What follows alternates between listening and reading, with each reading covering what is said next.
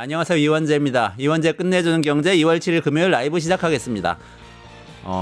지금 키워드가 뭐죠? 우리나라에. 네. 오늘 키워드 2개 다룰 텐데요. 첫 번째 윤석열, 두 번째 딥시크, 두 가지 다릅니다. 첫 시간에 김준일 시사평론가, 윤형중 랩2050 대표 두 분 모시고 윤석열 씨의 거짓말에 대해서 그리고 이재명 대표의 우클릭에 대해서 다뤄보고요. 두 번째 시간, 이 시간 끝까지 들어주세요. 딥시크에 대해서 지난주에 굉장히 좋은 해설로 많은 관심을 끄셨던 강정수 박사 일주일 만에 다시 나와서 딥시크 파문 때문에 뜨는 기업과 망해가는 기업이 있다고 합니다. 어떻게 되는 건지 혹시 투자하시는 분들 있으면 꼭 알아두셔야 될 것 같아요. 끝까지 들어주시고요. 먼저 정책이 경제다 시작하도록 하겠습니다. 윤형중 랩2050 대표 그리고 김준일 시사평론가 모시겠습니다. 안녕하세요. 예, 안녕하세요. 요즘은 이게 뭐가 진실이고 뭐가 거짓말인지를 생각하기 위해서 너무 많은 혼자서 자료 조사를 해야 돼서 일반 국민들이 너무 힘든 것 같아요. 두 분 더 힘들지 않으세요? 아니 확실한 거는 우리가 이거 하나만 기억하면 돼요. 네. 윤석열의 입에서 나오는 건 다 거짓말이다. 일단 이 기준점을 가지고 시작을 하시면은 굉장히 세상이 클리어하게 보입니다. 그게 이제 디테일들은 저희가 챙겨드릴 테니까. 그렇게 보면 되는 거예요. 지금도 보니까 바로 속보 나왔는데 뭐 이게 이 좌파 카르텔이 너무 강력해서 헌재 나가보니 곡해되어 있었다. 근데 젊은 분들께 너무 감사하다 이런 얘기했는데 이것도 다 거짓말인 거예요. 감사한 것도 거짓말인가? 뭐 감사하다고 생각할 수는 있겠죠. 감사할 수는 있겠다. 윤 대표님은 요즘 정국 어떻게 보세요?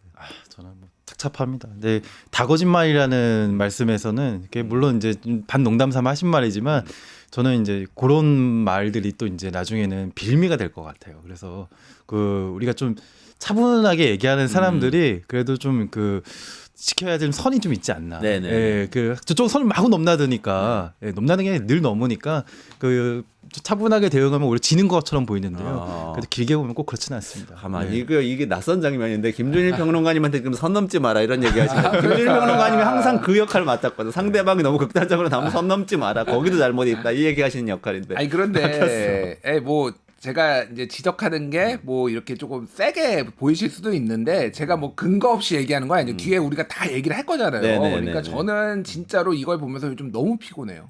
너무 피곤한 게 제 개인의 피곤함이 아니라 국민들도 피곤하실 거다. 그래서 이거를 디테일들을 하나하나씩 또 이게 스스로 살펴보시는 게 힘드니까 이렇게 훌륭한 방송 이원재의 끝내주는 경제 이런 거 보시면서 챙겨주는 팩트들 보시면 좋겠다 이 말씀 드린 거예요. 알겠습니다. 그러면 그 팩트 한번 챙겨보도록 하죠. 네, 윤석열 씨의 탄핵 심판 6차 변론이 헌법재판소에서 있었습니다. 여기서 나온 얘기 중에 제가 마지막에 어쨌든 충격을 받아가지고 이거는 꼭 여쭤보고 싶어요. 이게 진실을 가려야 되는 문제인지 모르겠는데 탄핵 자체가 공작이다 이렇게 주장을 하면서 곽종근 전 특전사 사령관 그리고 홍장원 전 국정원 차장 이 두 명이 공작의 시작이었다 이렇게 주장을 했죠. 직접 윤석열 씨 입으로 말을 한 거죠, 이 얘기를. 이제 탄핵 공작 음모론이죠. 그러니까 이게 놀랍지는 않아요. 왜 그러냐면은 지금 이들의 세계관에는 다 음모론적인 시각이 가득 차 있잖아요. 그러니까 이게 종북 주사파가 지금 나라를 망치려고 해서 내가 이거를 계엄을 했다. 그리고 부정선거가 있어서 내가 이렇게 했다. 뭐 이거 다 음모론이잖아요. 그러니까 종북 주사파가 지금 어디 있는지 저는 최근에 네가 뭐 잘 모르시는 분들도 있었을 텐데 수거 대상, 체포 대상 중에 메모에 그 최재형 목사, 명품백 준 최재형 목사랑 이석기 전 통합진보당 의원, 통진당 의원이 있더라고요. 최재형 목사가 그 디올백 선물했던 영상에 나왔던 분이죠. 이들을 왜 체포를 하려고 했을까? 김건희 씨한테 디올백을 선물했던 분을 체포를 하려고 했다고요? 예. 왜 그랬을까요? 그러니까요. 그게 이제 메모가 추가로 나와가지고. 근데 이게 사적인 보복이 이제 일 수도 있어요. 그러니까 여러 명의 이재명 뭐 이제 뭐 무죄 좀 판사도 제가 해야 된다 막 이런 거 뭐 있었잖아요. 그러니까 제가 궁금한 건 그거예요. 그러니까 이석기가 왜 들어갔냐? 이석기란 이름이 한 번도 안 나왔잖아요. 이석기가 소위 말해서 내란 예비 음모로 통진당 사건으로 이제 해산되는 이런 사건이었죠. 그거에 대해서는 뭐 평가가 여러 가지가 있을 수 있는데 제가 말씀드린 거는 이석기 잡아다 족쳐가지고 야 니네 종북 주사파 니들이 이거 지금 나를 전복하려고 했지. 일종의 간첩단 조작 사건 같은 거 만들려고 한 거 아닌가. 최재형은 그 중에서도 김건희 명품백도 있지만은 미국인이에요 국적이. 그리고 북한에 여러 번 가서 통일운동한다고.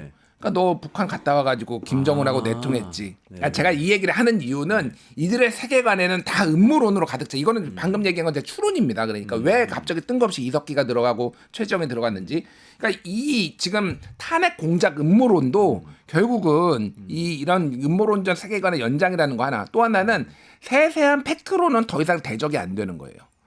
하다 보면 다 깨지잖아요. 또 다른 사람이 아니 네가 윤석열 당신이 시켰잖아요. 이렇게 윤석열 대통령이 이렇게 말했습니다. 이게 안 되니까 그냥 거대하게 퉁쳐버린 거죠. 저들은 이거는 종북 주사파들이 지금 이거를 우리 나라를 탄핵하려고 하고 있다. 이런 것들을 지지자들한테 떡밥을 주는 거예요. 결국은 이거는 헌재 앞으로 다 뭉쳐라. 예, 이거는 다 종북 주사파들가 법원 헌재까지 장악했다. 결국 이건 저는 폭동 선동이라고 봐요, 사실상. 이거 자체가 또 내란 아닌가요? 만약에 그렇다면 헌법재판소를 부인하는 것인데, 근데 일단 팩트상으로 볼 때 곽종근 사령관, 홍장원 차장이 민주당 사람들 만나가지고 이거 뭐 다 조작해가지고 나 탄핵시킨 거다 이렇게 주장을 한 거는 사실이 아닌 거짓말인 거겠죠?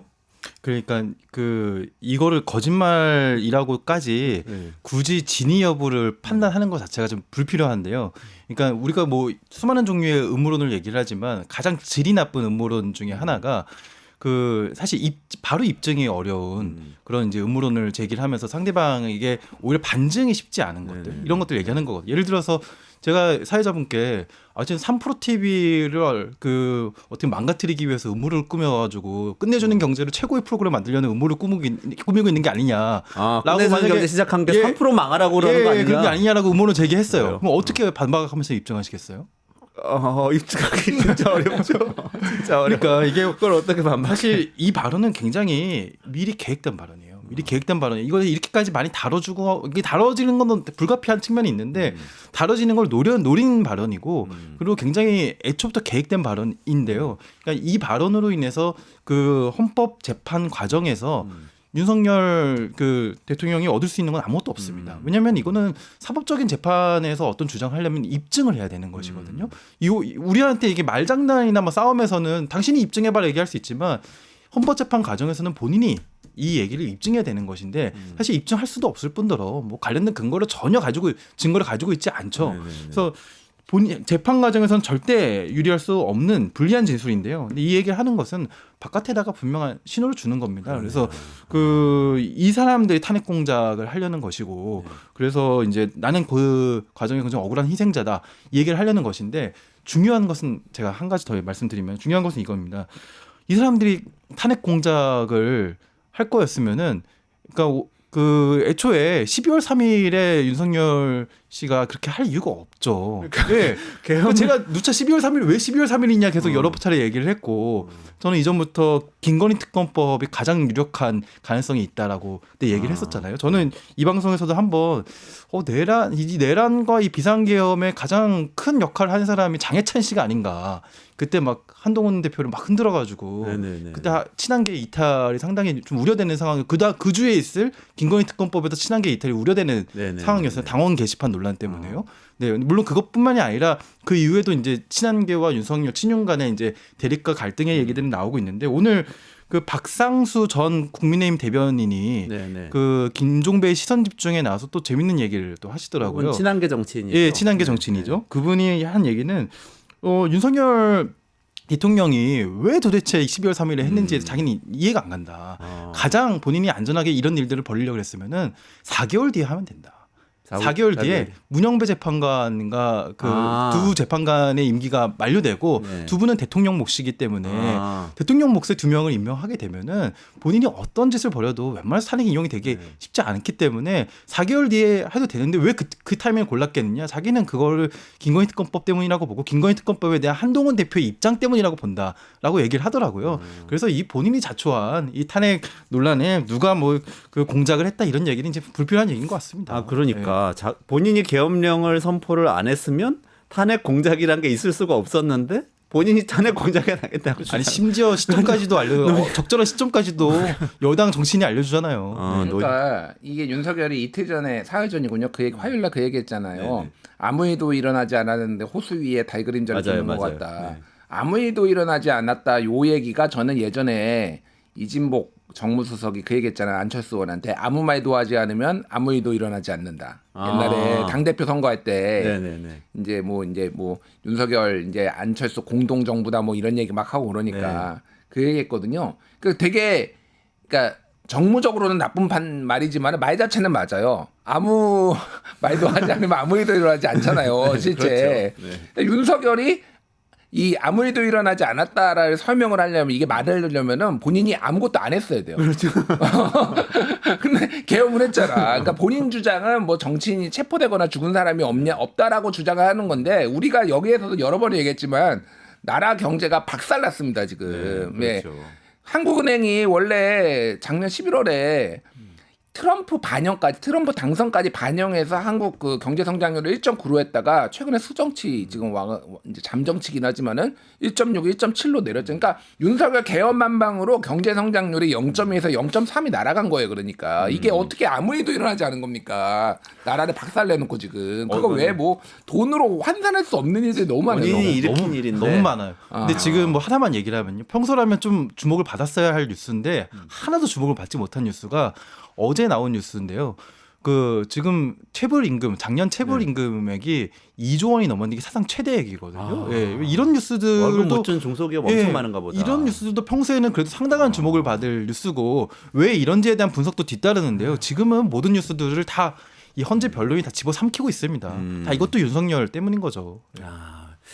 이렇게 어이없는 일을 저지르고 나서 아무 일도 일어나지 않았다. 이게 다 공작이다 얘기하는 거는 본인이 그럼 공작 수괴네요. 공작의 수괴. 본인이 자초한 일이니까. 아 근데 저는 그 호수 위의 달 그림자라는 그 발언을 듣고 그 어디서 더 들어본 발언인데? 라는 생각이 들어서 검색을 해봤어요. 네. 그래서 검색을 해보니까 이게 그 중국의 가장 유명한 시인 중에 한 명이죠. 이백의 시기에서 나온 식구더라고요. 네. 또 이게 어떤 식구냐면은 이백이 호수에 술에 취한 상태에서 그 호수에 달 그림자를 쫓다가 물에 빠진 얘기 글을 담고 있더라고요. 그러니까 좀 이상하게도 지금 윤석열 씨는 술이 생각이 나는가. 예. 그런 생각이 들고 이태백인가? 이태백. 예.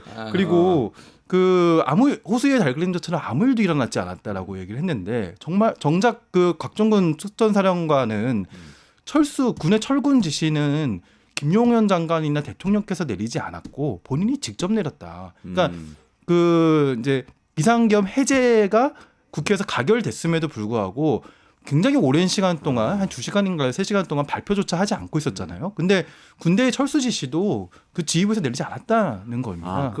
곽종군 사령관 얘기를 좀 하나씩 짚어보죠. 그러면 일단은 그래도 팩트 차원에서 주장을 윤석열 씨 측에서 한 게 몇 가지 있어요. 첫 번째는 잡아들이라고는 했지만 간첩을 싹 잡아들이라고 홍장원 차장한테 얘기했다는 얘기가 이 화요일 변론에 있었고 어제 변론에서는 곽종근 사령관하고 약간 어쩌면 이제 논전을 벌인 셈이잖아요. 그러니까 곽종근 사령관한테 본인이 얘기한 거는 끄집어내라. 라고 이제 알려져 있는데 그 국회의원들을 끌어내라 이렇게 지시를 받은 걸로 검찰 이 조사에 나와 있는데 사실 나는 그게 아니고 그런 얘기 한 적이 없다고 얘기했는데 곽종원 사령관이 꿋꿋하게 계속해서 그 안에 있는 인원을 끌어내라는 지시를 비화폰으로 직접 대통령한테 받았다 이렇게 얘기를 했죠. 이 부분 어떻게 보셨어요? 그러니까 이제 변론 전략이 어땠냐면은 지금 홍장원하고 곽종근 두 사람은 지금 공격하고 있잖아. 앞에서 이제 이게 공작이다. 이제 그러니까 이게 전체적으로 분위기를 보면은 진술이 바뀐 사람과 진술이 안 바뀐 사람이 있어요. 진술이 바뀐 사람이 이진우 수방사령관, 뭐 여인영 방처사령관 이런 사람들이 진술을 거부하거나 형사재판이 있으니까 아니면은 뭐 이제 바꿨거나 이런 거고 진술이 안 바뀐 사람이 곽종근, 홍장원 이 사람들이에요. 그러니까 두 가지 축으로 가는 거야. 하나는 아예 음모론, 공작 음모론, 탄핵 공작 음모론. 한쪽은 이 사람들이 말을 디테일한 거를 바꿔서 신뢰할 수 없다라는 얘기들을 계속적으로 해요. 예를 들면 이런 거예요. 곽종근 사령관이 이제 구치소에서 본인이 자폐 진술서를 이제 써요. 이게 이제 옥중 편지 뭐 이런 옥중 메모 해가지고 이제 언론 보도도 나왔는데 이거 왜 썼냐고 물어보니까 이게 계속 이제 기억이 쇠퇴하잖아요. 퇴색되잖아요. 그러니까 이거를 일관성 있게 쓰기 위해 이게 말하기 위해 이렇게 썼다. 그리고 부하 직원들이 이렇게 공격에 처할 것 같은데 그런 취지로 얘기했어요. 그러니까 내가 이거에 대해서 명확하게 해야 될 것 같다. 이런 식으로 얘기를 했거든요. 근데 그 해당 자술서에서 뭐라고 썼냐면은 윤석열 대통령이 지시한 거를 부수고를 열고 그리고 끌고 나오라를 데리고 나와라. 그러니까 국회에서 진술은 이거를 부수고 끌고 나와라 이렇게 얘기했는데 이 자술서에서는 열고 데리고 나와라고 썼으니까 너 왜 부수고를 열고라고 쓰고 끌고 나와라를 데리고 나와라고 썼어. 그게 무슨 의미가 있습니까? 진술이 바뀌었다고 그걸 공격하는 아니 거예요. 그걸 어떻게 솔직히 다 기억해요. 사람이 그 경황이 없는데 막 전화는 계속 오지 부하 직원한테 이거 어떻게 합니까? 지금 들어갑니까? 맙니까? 하니까 뭐 무기를 써야 되나요? 지금 뭐 테이저건을 쏘네 많아요. 막 온 사방에서 김용현하고 통화하지 윤석열하고 통화하지 밑에 지금 그 저기 707 단 대장하고 통화 그러니까 이거를 디테일하게 다 기억할 수가 없는데 이거 바뀌었으니까 거짓말쟁이네 이렇게 하는 거고 뭐 곽종건은 특히 뭐라고 했냐면은 윤 대통령 체면이 있는데 그래도 이렇게 막 아무 말이나 쓰면 안 되니까 부수고라는 거를 내가 순화시켰다 열고 끌고 나오라를 데리고 나오라 순화시켰다라고 얘기하는데 하도 니들이 그러니까 이거 좀 그러니까 비속어 쓸게요. 하도 니들이 지랄하니까 이거 네, 이제 진실에게 가야 된다라고 해서 앞으로는 이렇게 얘기하겠다. 뭐 이런 식으로 얘기를 했어요. 예. 그런 톤으로 얘기했다는 그런 톤으로 거죠. 그 단어를 쓰진 않았죠. 지랄이라는 단어 섞겠습니까? 그러니까 저같이 이제 좀 제 양념을 치는 사람들이 하는 거죠. 뭐 그런 얘기를 했고 가장 이제 핵심적인 게 인원. 이게 이제 인원 맞아요. 요원 얘기했었잖아요.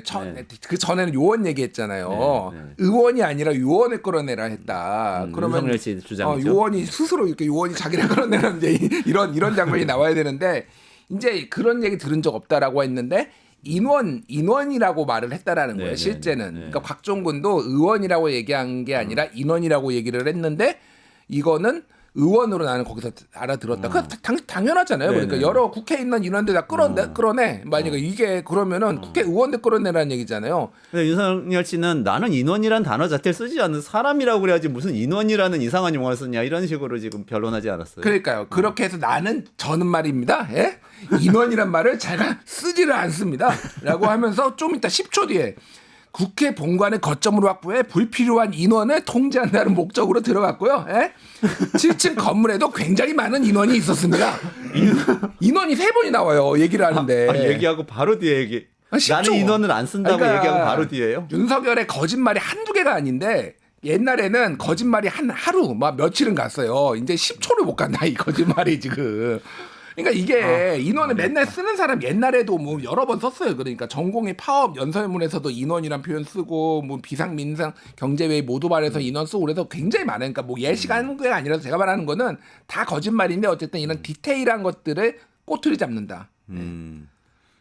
그러니까 인원이란 말은 거의 쓴 것이 분명하고 그리고 그 상황에서 인원이란 말을 썼다면 그럼 무슨 인원을 빼내냐?는 당연히 의원들이 아니면 다른 인원은 없잖아요 그 안에. 그러니까요. 본회의장 안에. 네.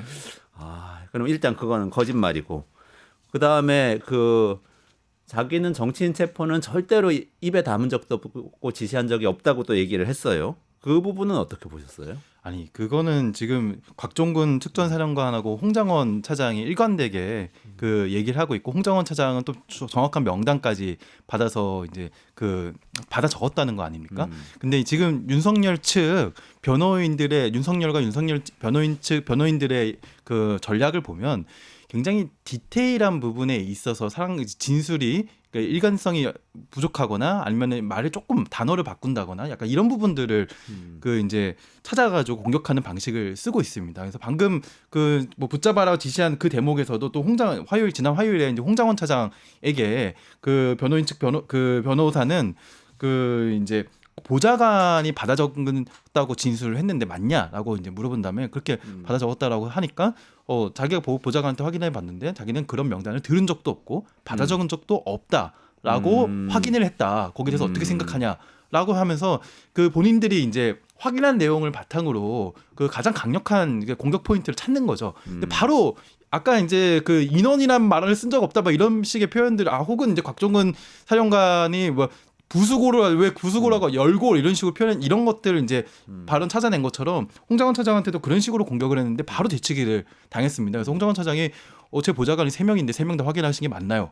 라고 말하니까 김계리 변호사가 예, 김결희 변호사 질문한 거죠. 그거는 확인해 드릴 수 없습니다라고 답변을 하는 거죠. 그래서 이런 방식으로 계속 이제 전략을 쓰고 있는데 그냥 금방 그러니까 이런 방식으로 쓰면은 유효타는 몇 개 나옵니다. 예, 왜냐하면 사람 말이라는 게요 기억에 의존하다 보면은 조금씩 달라질 수 있거든요. 그 달라진 포인트, 그러니까 이분이 검찰총장 출신이니까 피의자로 하여금 가장 불리하게 만드는 그런 포인트들을 잘 찾아냈던 사람이잖아요. 그래서 가장 이제 말이 엇갈린 부분, 일관성이 떨어지는 부분들을 주로 찾아내는데 저는 이제 그런 게 중요한 게 아니라 우리 큰 틀에서 좀 봐야 된다고 생각합니다. 그러니까 이게 원래부터 잘 사전 공모가 잘 돼서 지금 여러 가지 막 당시에 급박한 상황들에 대한 증언들이 막 나오고 있는 거잖아요.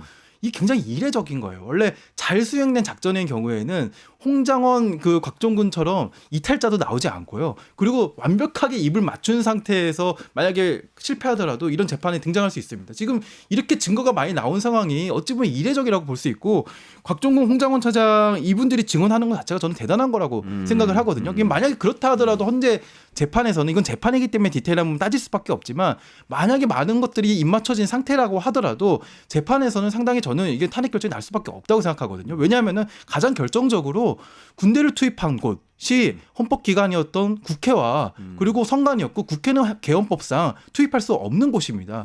왜 투입할 수 없냐면은 탄핵 의결 해제 가결을 막기 위한 할 수 있는 권한은 국회밖에 없기 때문에 그 사전 승인과 사후 승인을 하는 절차가 있기 때문에 가면 안 되는 곳입니다. 그렇기 때문에 저는 이분들이 과연 어떤 이제 이해관계를 갖고 있는가 저는 입장이 바뀐 사람과 입장이 바뀌지 않은 사람들이 어떤 차이가 있는지도 한번 잘 살펴봐야 한다고 생각합니다. 네. 근데 방금 말씀하신 그 대목에 대해서 윤석열 씨가 이렇게 변론을 했죠. 계엄 해제 의결 보고 바로 병력 철수를 지시를 했지 않냐. 2시간짜리 계엄인데 나는 법에 따라서 다 했는데 이게 무슨 내란이란 말이냐라고 얘기를 했어요. 방금 말씀하신 딱 그 부분인 것 같아요. 군 투입한 것도 방해하려고 그런 게 아니다 이렇게 얘기했는데 이것도 거짓말이죠. 네, 곽종근 사령관이 얘기를 했죠. 윤석열 대통령이 병력 철수하라는 지시 없었다. 그러니까 계속 미련이 남았던 거고 2번, 3번 다른 데서 또 얘기한 거는 2차, 3차 계엄할 수 있으니까 그게 아마 수방사령관이었나? 그한테 4번 통화했다. 검찰 공소장에 보면 그 내용 나오거든요.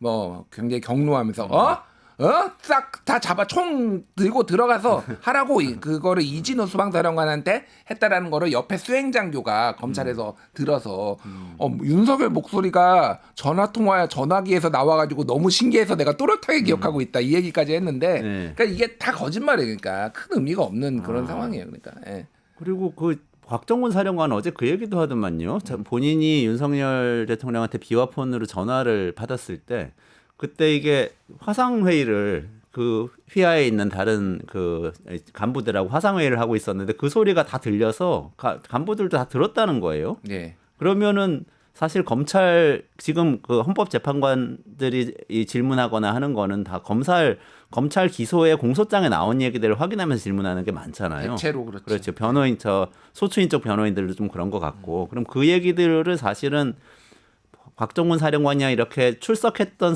증인들뿐만 아니라 지금 검찰은 광범위하게 수사를 했잖아요. 그럼 그 휘하에 있는 다른 지휘관들을 다 수사해서 그게 다 확인된 사실일 가능성이 높은 거죠. 예. 저는 그게 이제 녹취가 있을 가능성도 배제할 수 없어요. 일부는. 그러니까 이게 저는 곽종근이 일부러 대통령 음성 화상회의 켜놓고 했다라고 생각을 해요. 물론 얼굴을 보는 게 아니라 음성만 들렸다라고 해요. 네네. 그게 그 상황이 이제 다 볼 수 있는 상황은 아니고 막 작전이 돌아가고 있으니까. 그런데 왜 그랬을까? 곽종근은 이미 계엄을 한다라는 거를 오래전부터 알고 있었어요. 대통령이 불러다가 뭐 충성맹세도 하고 뭐 쩌쩌적 했는데 곽종근 쪽의 주장에 따르면 어쨌든 이게 국회를 이렇게 잡는 게 아니라 이게 북한 쪽 북한과 관련해서 계엄을 한다. 이를테면 원점 타격하는 거, 우물풍선 뭐 이런 거라든지 이런 걸로 자기는 이해를 처음에 옛날에 했다라는 취지의 얘기를 했거든요. 근데 이제 어쨌든 이게 상황이 돌아가는 거 보니까 아 이거 큰일 나겠다. 그래서 곽종곤이 굉장히 군 투입 병력 지시나 무기 쓰는 거는 굉장히 주저해가지고 밑에서도 판단해가지고 잘 안 된 거잖아요. 그러니까 이거를 윤석열이 얘기하는 거를 싹 다 듣게 해야 되겠다. 이래서 일부러 저는 그거를 켜놓은 상태에서 한 거니까 말씀하신 대로 들은 사람이 여러 명이고 이거를 이제 뒤집을 수가 없는 거죠. 그러니까 그럴 가능성이 높아요. 그러면 탄핵 심판뿐만 아니라 나중에 형사 재판과도 지금 윤석열 씨가 주장한 내용들은 다 부인이 되겠군요. 결국 다른 증인들에 다 의해서. 부인 게 그러니까 증거가 너무 많아요. 이거를 부인하기에는 제가 보기엔 증거가 너무 많다. 저는 이게 분명히 녹취가 있을 가능성이 상당히 있다고 생각하거든요. 당시 그 화상이라고는 했지만 여러 곳에서 또 작전 수행 중이었고 그 발언이 들리는 현장이 굉장히 다양했기 때문에 녹음 버튼 하나만 누르면 녹음이 되는 상황이었잖아요.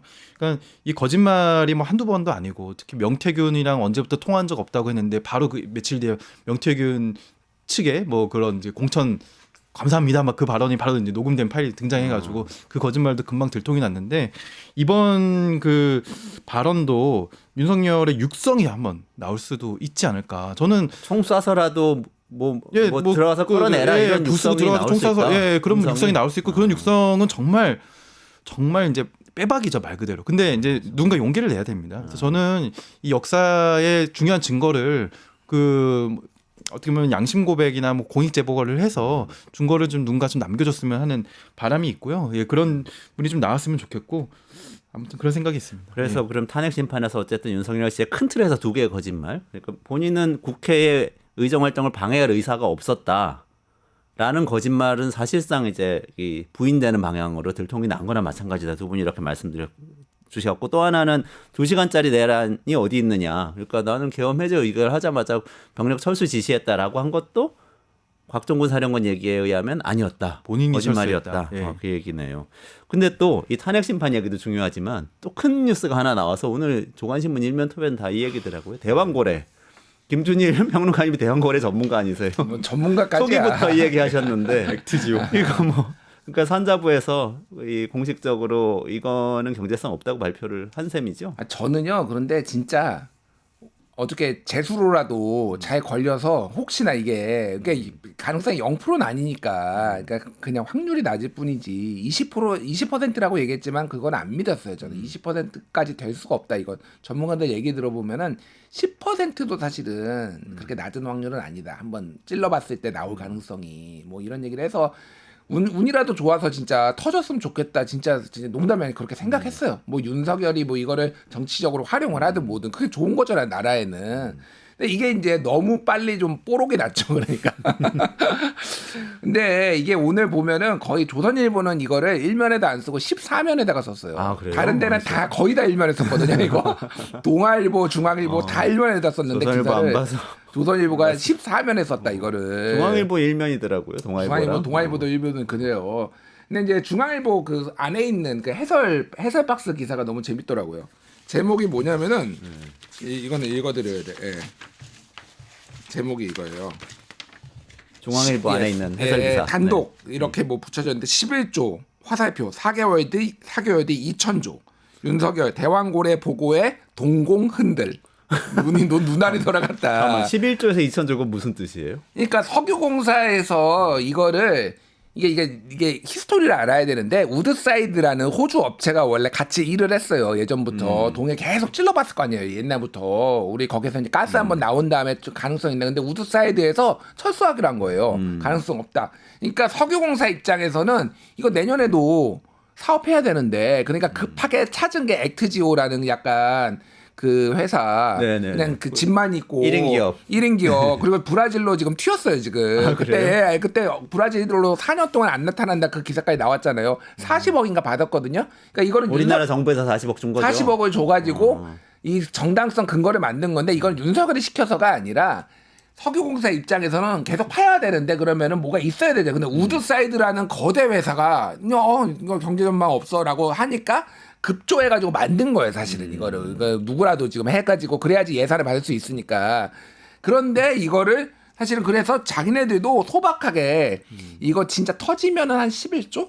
석유공사에서 요렇게 했다라는 거예요. 아 처음에. 근데 윤석열이 이거를 보고 받은 게 그때가 총선 직후였고요. 그때 한국갤럽 기준으로 지지율이 21%까지 떨어졌어요. 아 이제 뭐 총선 지고 한 번의 나서 막 일이죠. 떨어졌잖아요. 그때 막 디올백 이슈도 있고 최혜병 이슈도 뭐. 재상병 있고 그리고 그때 네이버 관련해서 라인 가지고 왜 아, 우리 맞아요. 정부 제대로 안 하느냐 막 이런 거 네네네네. 있으니까 이걸 윤석열이 보고 눈이 번쩍 됐다라는 거예요. 아, 야, 뒤집을 수 있겠다. 예. 그래서 산자부를 이제 끌어들여 가지고 이거를 자기가 직접 발표하겠다라고 해서 그게 최대로 희망 회로로 돌려서 2,000조까지 이제 나오게 돼. 그러니까 그래도 11조를 2천조로 만드는 거 그 양심상 경향신문 제목이 대국민 스캠이다 이건. 대국민 스캠. 아니 동아일보 사설도 뭐 사기라고. 사설 제목 사기더라고요. 대국민 사기극. 그러니까 이게 뭐라고 저는 그러니까 뭐라고 아예 0%라고 생각하지는 않아요. 그런데 이거는 원래대로라면은 보통은 이런 거는 보도자료 한 장 내는 게 일반적이었어요. 그렇죠. 네. 그리고 만약에 조금 더 가능성이 있으면은 산자부 장관이 브리핑을 하고 정말로 이제 석유가 꽂아서 나오기 시작하면 그때 대통령이 하는 게 그렇죠. 맞잖아요. 네. 이게 프로세스였거든요. 네. 과거에. 그렇죠. 근데 이거를 윤석열이 정상회담 할 때 발 벗고 버선발로 와가지고 하고 정상회담이라고 또 갔어요. 중간에 이게 그때 당일날. 아, 기자회견. 그랬었나요? 예, 정상회담 중간에 중이었어요. 왔다가 갔어요. 예, 정상회담 중에 그 정도로 이게 급조됐다. 2,000조로 뻥튀겠다. 이게 뭐 그 어느 탐사 프로젝트도 당연히 0%는 없거든요. 네. 이게 뭐 0%는 아니었고 뭐 그 거기서 이제 판대에서 나오길 바랬고 뭐 이렇게 말씀하시는 분들도 많은데 저는 그 전에 이 사례는 우리가 좀 잘 되새겨봐야 될 것 같아요. 이게 정책 커뮤니케이션에 있어서 그 어찌 보면 교과서에 나올 법한 사례가 하나 만들어진 거거든요. 교과서에 나올 법한 잘못된 사례겠죠. 그렇죠. 잘못된 사례. 네. 좋은 사례는 당연히 아니죠. 특히 당시 이제 배경 설명 잘 해주셨는데 총선 직후에 저는 그때 각자의 국정 브리핑이라는 걸 한다 그래서 뭐 의정 갈등이나 아니면 인구 관련된 부처 설립이나 이런 거 갑자기 국정 발표라 그래서 국정 브리핑 예. 1호 했어요. 그게. 예, 브리핑 처음으로 심지어- 그런 식으로 브리핑했잖아요. 예, 국정 브리핑 1호 회에서 당연히 그런 거 발표하는 줄 알았습니다. 정치적인 사안들 막 최상병 이런 거 안 할 줄 알았고 국정이라 그래서 그런 거 할 줄 알았는데 좀 의외의 것이 얘기가 나왔잖아요. 근데 보통 이제 아까 그 액티지오를 선정하는 과정도 이거는 약간 이제 그 부처에서 예산을 타기 위한 여러 가지 이제 과정 중에 하나였던 것 같고 꼭 그게 아니더라도 산자부나 석유공사에서는 이런 일들을 주기적으로 합니다. 주기적으로 하는데 윤석열 대통령이 갑자기 꽂힌 거죠. 갑자기 꽂혀가지고 마구마구 끼워서 이렇게 하다가 이제 어떻게 보면 본인이 자충수를 둔 것이고 또 본인이 자충수를 둔 건데 요거 하나만 더 짚고 넘어갈게요. 네. 어젠가 그저께 국민의힘에서 보도자료를 하나 냈었습니다. 그래서 공격하는 보도자료인데요. 민주당이 대왕고래 예산을 전액 삭감한 거에 대해서 막 비판하는 그런 보도자료를 냈었거든요.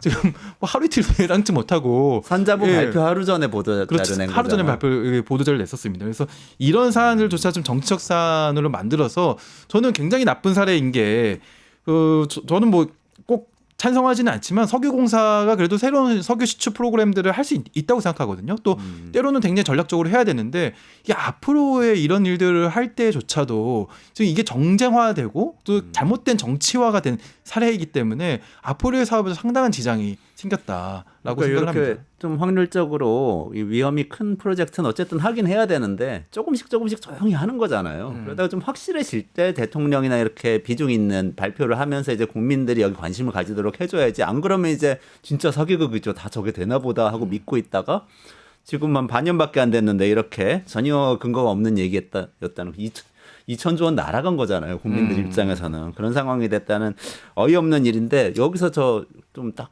차관이 되는 게 아까 그 김건희 특검하고 계엄 선포하고 관련이 있을 수 있다고 윤형중 대표님 말씀하셨잖아요. 이것도 사실 그때 전국을 반전시키려고 발표했다고 김준일 평론가님 말씀하셨잖아요. 대왕고래 프로젝트.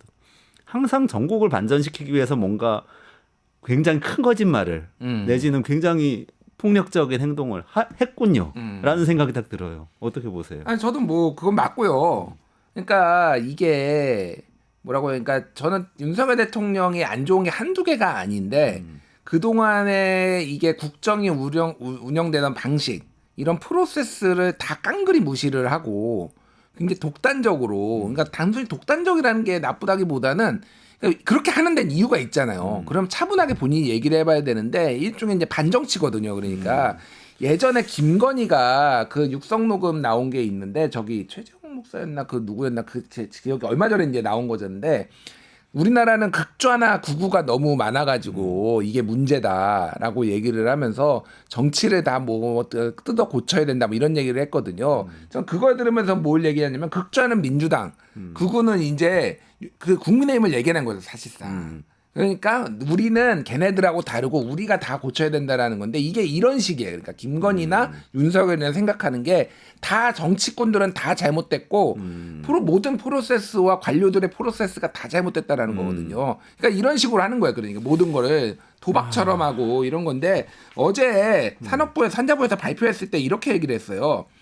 1차 발표 6월 3일에 윤석열 대통령 발표예요. 1차 발표는 저희가 생각지 못한 정무적 영향이 개입된 과정에서 장관님께서 삼성전자 시총 5배 2천조 비율로 든 것 자체가 부각됐다. 저희 산업부가 의도한 건 아니지만 그때 발표는 죄송하다고 말씀드린다. 이게 이제 정무적 영향이라는 걸 얘기했죠. 이게 그러니까 대통령이 시켜서 어쩔 수 없이 했다. 윤석열 손절이에요, 사실은. 그러네. 이게 해필이면 왜 어제 나왔느냐? 왜 또 어제 탄핵 심판에 변론에 누가 나왔냐면은 경제수석이 나왔어요. 아, 경제수석. 그리고 이것도 물어봤어요, 심지어. 왜냐하면은 예상 삭감이 계엄의 이유고, 네네. 그래가지고 이 대왕고래 프로젝트를 삭감한 게 계엄의 이유라고, 이유 중에 하나라고. 아, 우리한테 2천조를 벌어다 줄 이 프로젝트 예산을 삭감한 민주당이 나쁘기 때문에 계엄을 했다고 주장하기 위해서. 종북 주사파다. 그러니까 뭐 이런 얘기를 했는데 거기서 이제 국회 측 변호인단이 뭐라고 했냐면 저 1시간 전에 요거 발표 들으셨죠?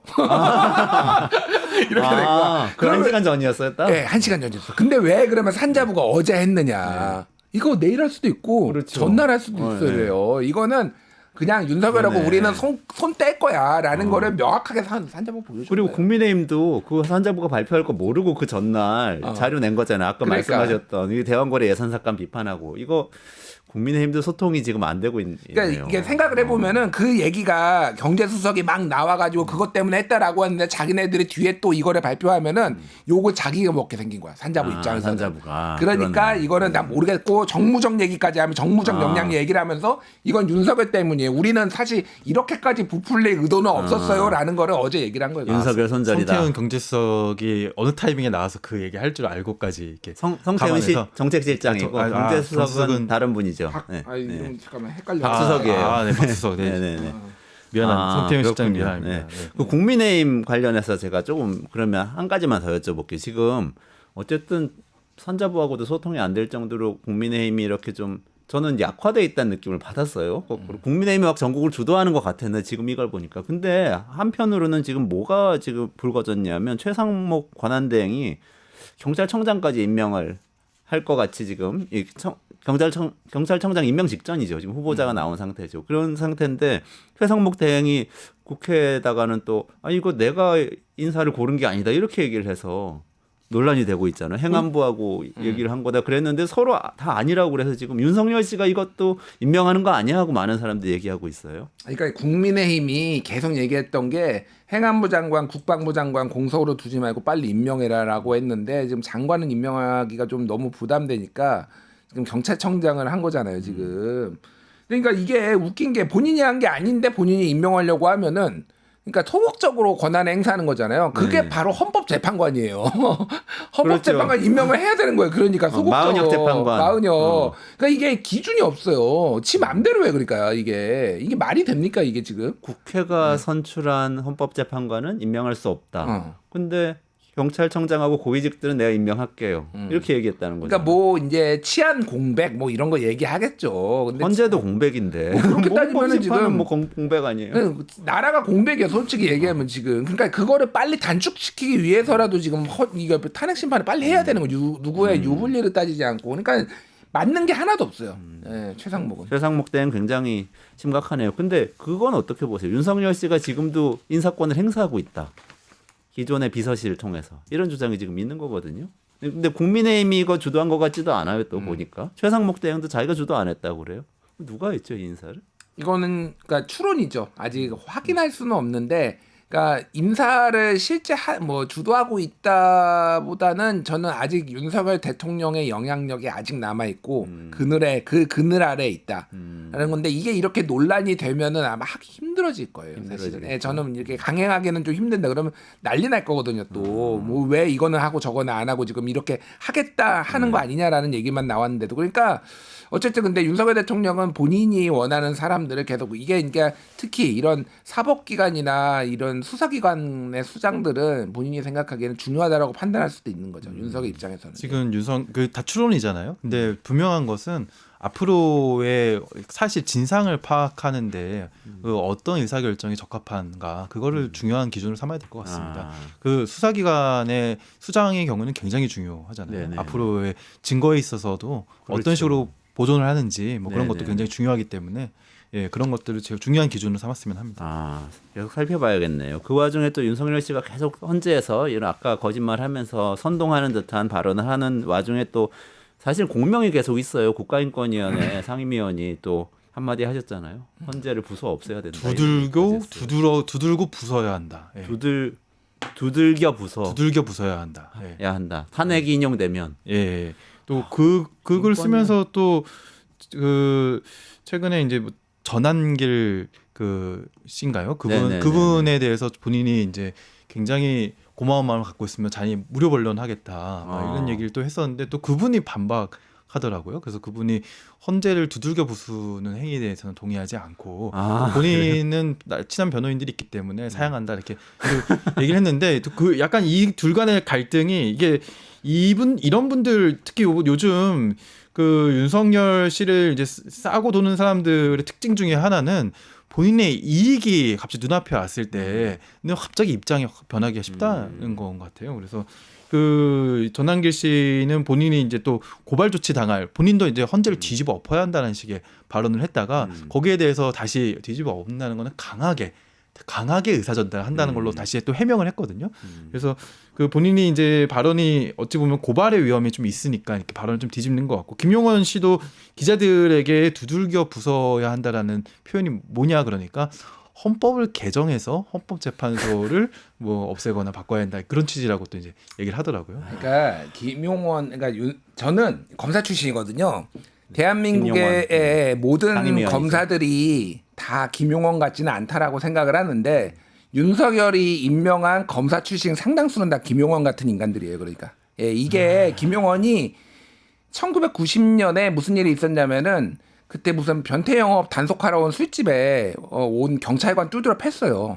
그거는 이미 이건 다 공개되고 언론 보도에 난 거예요. 네. 그래가지고 무슨 징계받았어요 검찰에서. 경찰 때려가지고. 그다음에 2년 뒤에 옷 벗고 변호사입니다. 그게 직접적인 영향이 있는지 모르겠으나 그리고 이 사람이 얼마나 그러니까 완전 극우적인 얘기 막 이상한 말도 안 되는 얘기했는데 예를 들면은 그 성노예 일본군 성노예 이제 위안부 보통 얘기하죠. 그거 이제 시민단체나 이런 데서 얘기를 하면은 야 그러면 청나라 때 우리 지금 처녀들 그거 보낸 것도 그것도 문제 삼아야지 왜 일본군 성노예만 이걸 왜 문제 삼어? 뭐 이런 얘기하는 사람이에요. 그러니까 왜 옛날 거 가지고 우리 대통령하고 일본 왜 불편하게 하느냐? 국회에서 나와가지고 뭐 인권위가 좌파들의 해방구가 돼 있다. 자기가 인권위원인데. 부처님 가운데 토막 같은 소리 하네. 뭐 이런 얘기 막말하는 사람이라서 전혀 놀랍지가 않은데 저런 막말이 이미 옛날부터 막 쌓여 있거든요. 그거를 임명을 한 게 윤석열이니까 제가 얘기했잖아요. 윤석열은 모든 대한민국 시스템을 다 파괴하고 있다고. 그러니까 좌파냐 우파냐 문제가 아니에요. 그러니까 이게. 그러니까요. 당연하죠. 헌법재판소라는 건 우리 헌법의 최후의 보루인데 이걸 부수자는 거는 뭐 보수가 할 수 있는 이야기는 절대로 아닌 거죠. 말도 안 되는 얘기인데 어쨌든 오늘 윤석열의 거짓말부터 시작해서 거기에 공명하는 사람들의 이 잘못된 행태까지 다뤄봤는데 마지막으로 그래도 우리 이재명 대표의 정책 변화에 대해서 얘기하고 넘어가야 될 것 같아요. 중도 실용 노선 걸면서 몇 가지 얘기했는데 반도체 특별법 얘기 있었고 또 상속세 이 세법 개정에 대한 얘기가 있었습니다. 어떤 얘기인지 윤 대표님 좀 정리를 해주시죠. 네, 뭐 몇 가지 내용들이 있는데 시간상 뭐 간단하게만 말씀드리면요. 최근에 뭐 기본 사회에 대한 입장 변화라든지 뭐 그 이른바 우클릭이라고 보여지는 행보들이 그 있었다라고 보도가 좀 나왔고요. 최근 뭐 한 주 동안에는 반도체법과 관련해서 물론 이재명 대표는 그 민주당 정책 디베이트라는 걸 열어서 찬반 그 패널들의 입장을 토론회 형식으로 듣는 자리를 가졌고 그 자리에서 이재명 대표는 좌장 역할을 하면서 사회를 봤습니다. 네, 그때 발언 중에 하나가 이 사람들 그 반도체 노동자들 중에서도 고소득 연구직에 한해서 그 사람들에게 그 사람들이 원할 때 52시간을 좀 풀어주는 거에 대해서 그 자신에게 이제 지문이 왔을 때 자기가 거기에 대해서 그게 왜 안 되냐라고 안 된다라고 마땅히 답변할 수 있는 근거를 못 찾았다라는 반언을 해서 이게 대표적인 우클릭의 사례로 좀 꼽혔었고요. 아, 그러니까 예. 그 주장을 한 게 아니고 사회 보면서 그렇습니다. 그 발언을 한 건가요? 아니, 뭐 그게 그런 언론에 많이 보도가 됐군요. 네, 근데 물론 그 정도의 발언으로도 당연히 이제 그렇게 보여질 수 있는 측면은 당연히 있고요.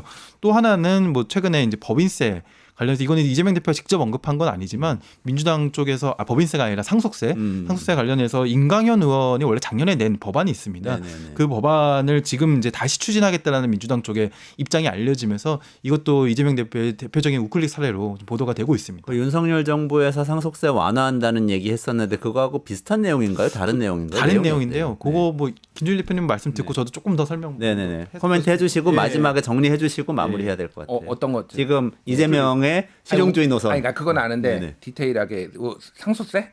상세 반도체 특별법의 주 52시간 근로 그러니까, 완화와 상속세 그거는 완화랑 두 가지. 당에서 반대해가지고 이제 안 됐잖아요. 네네네. 그러니까 제가 예전에 기억하실 텐데 이거는 그러니까 이재명의 우클릭이나 실용주의가 보이려면은 그 후속 조치가 있어야 된다. 네네네. 제가 얘기를 했는데 그 후속 그랬죠. 조치가 지금 이제 나오는 거죠. 그러니까 네네. 저는 그 주 52시간 예외 규정 뭐 둘 수도 있다고 봐요. 둘 수도 있다라고 보는데.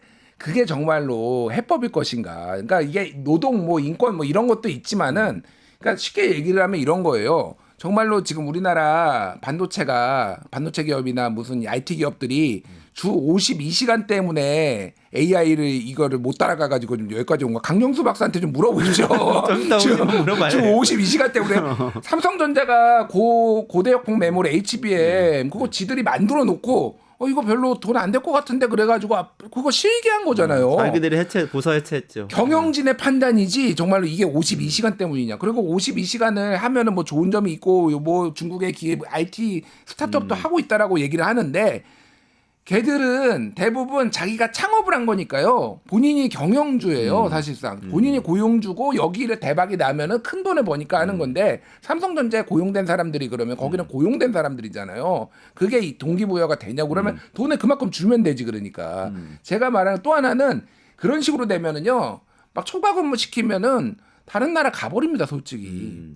중국이나 지금 요즘 AI 인재들 지금 안 뽑아가서 난린데 혹사시키면은 그러면 나만 아나요? 그러니까 이런 단순한 발상이 그러니까 저는 민주당 쪽에서 이거는 제동을 좀 걸어줘야 된다 솔직히 할 수도 있는데 어떻게 할 거냐 그러면 이런 거 디테일하지 무조건 52시간 때문에 이렇게 받아주는 건 아니고 어쨌든 이런 논쟁들이 좀 필요하기는 하다. 네네네. 근데 저는 상속세든 어쨌든 감세할 수도 있다라고 봐요. 그리고 우클릭이 예전에 그러면은 박근혜도 좌클릭이라고 했었거든요. 우클릭 좌클릭에 가치가 부여되면 안 돼. 이게 나쁜 거냐 좋은 거냐를 보면 안 되는데 제가 말하는 거는 감세할 수 있는데 지금 윤석열 정부 2년 동안 86조 원 펑크 났어요. 민주당에서도 세수 펑크.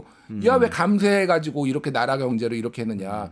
그러면 이거 감세를 하면은 국가 재정으로 어떻게 할 것인가에 대한 얘기도 같이 나와야 되는 거예요. 그거 안 하고 그냥 우리도 감세한다라고 하면 국힘하고 뭐가 다른 거야 그러면. 그러니까 무책임한 거죠 그러면은. 예, 저는 우리가 전체적인 기조로 어느 방향을 나아가느냐에 대한 얘기랑 구체적으로 어떤 사안에 대한 입장을 좀 구분해서 봐야 된다고 생각을 하고요.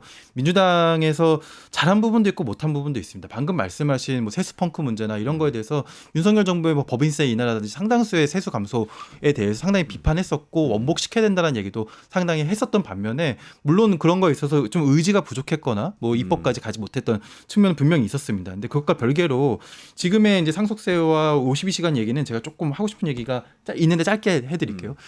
일단 68시간에서 52시간 됐을 때 이거에 대한 논쟁이 저도 사실 그 논쟁에 참여했던 사람이거든요. 굉장히 비합리적인 행정 해석 때문에 68시간이 유지되고 있었는데 그러니까 한마디로 얘기하면 우리나라는 법률적으로 일주일이 5일이라고 해석하는 나라였어요. 예. 그래가지고 이제 그런 일제니까.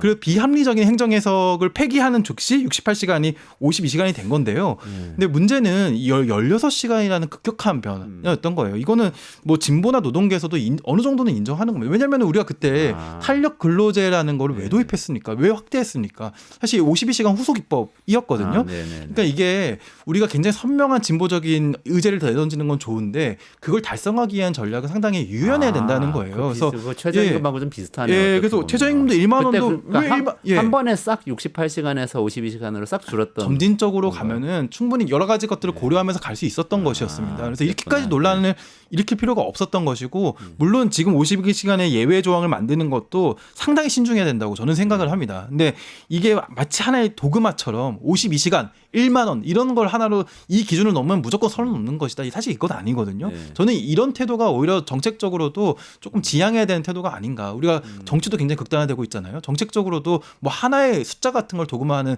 그런 태도는 좀 지양해야 되지 않나. 지양해야 되지 않나. 상속세는 또 진보 진영에서는 계속해서 완화하면 안 된다고 주장을 해요. 네, 정부의 세법 개정안에 나온 상속세랑 민주당의 임광현 의원이 지금 발의한 상속세 내용은 다릅니다. 뭐 다 얘기할 수는 없는데 정부는 일단 자녀 공제액을 늘리는 것이었고 그리고 상속세 최고 구간의 세율을 없애는 그 이전 구간의 세율을 적용하는 것이었거든요.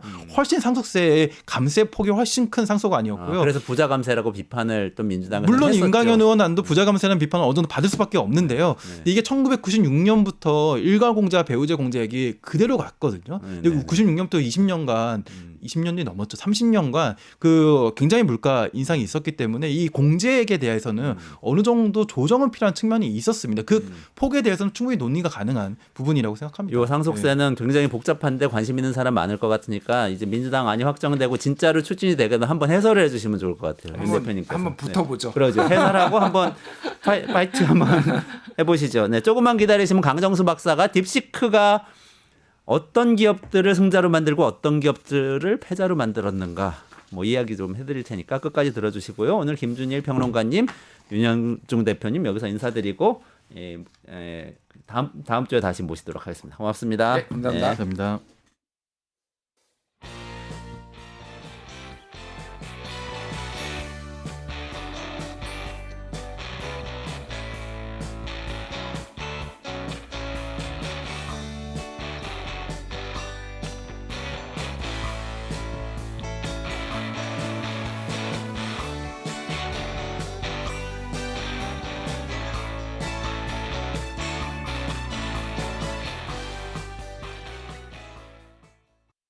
유튜브 구독하고 실시간 채팅과 댓글을 남기시면 매일매일 7,000TTCO를 드립니다.